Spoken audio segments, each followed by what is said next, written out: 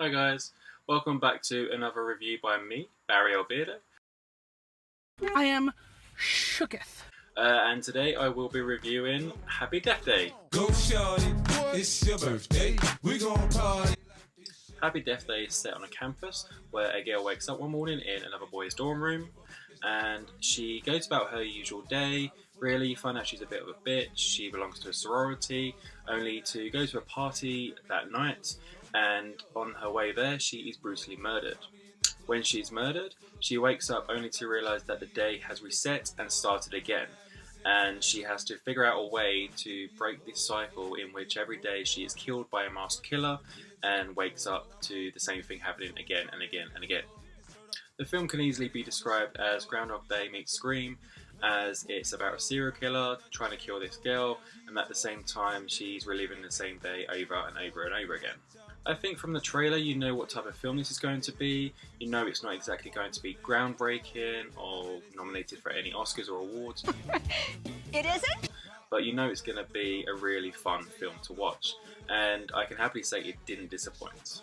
Jessica Roth stars in the film as Tree, the main girl. She wakes up in the morning, you kind of realise she's actually a bit of a slut. She heads back to her dorm room where she exchanges in some bitchy conversations with her housemates, and you kind of get a good feel just in the first 10 minutes for what kind of character Tree actually is. As the film develops and the day keeps resetting itself, she obviously realises some home truths about herself, which kind of brings out other elements of her character as the film progresses. Jessica Roth does a really good job in the role.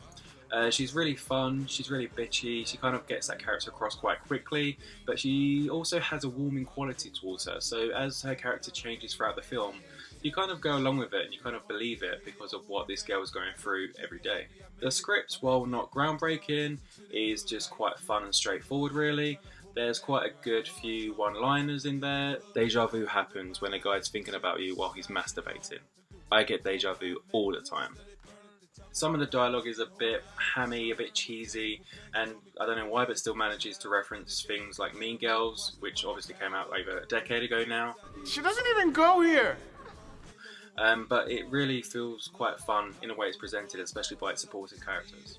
As we get to see Tree die over and over again, it's good to see that there was a good mixture of different ways she died. It was kind of good to see how, by not doing something she's done before, it impacts later on in the story, and then how the serial killer would then find a way to kill her in a different location.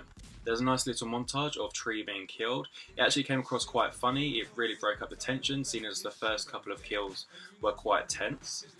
And it just felt really fun and kind of fresh. It didn't take itself too seriously, which is always a bonus. And it was kind of self-referential. It kind of knew what it was doing and kind of taking the piss out of itself at the same time. I was even surprised at how much time was actually spent on building up the suspense and making the scene feel tense before the serial killer would attack. It's not really the kind of thing you expect in a cheesy slasher film, but it works pretty well, and it kind of helped buffer the runtime in total. Unfortunately, the death scenes were lacking in blood and gore, which is a shame because this is a horror film, a slasher film especially, but it didn't really matter too much because it was really fun what was happening on screen, so it wasn't like you needed a payoff. As soon as Tree died, if she was stabbed or whatever, she was going to wake up again straight away, so in a way it made sense not to show too much blood and guts, but as a horror film, it's kind of what you want to see. Oh, honey. There's a section towards the end of the film that comes off incredibly cheesy, but I think after witnessing what's happened before in the film, you kind of just go along with it, and it's fun. You know, it's not taking itself too seriously, like I said, so you just kind of go with it, and it's a nice way to kind of angle the film towards the end. Because I had such a fun time watching this film, I am going to score it a 3.5 out of 5.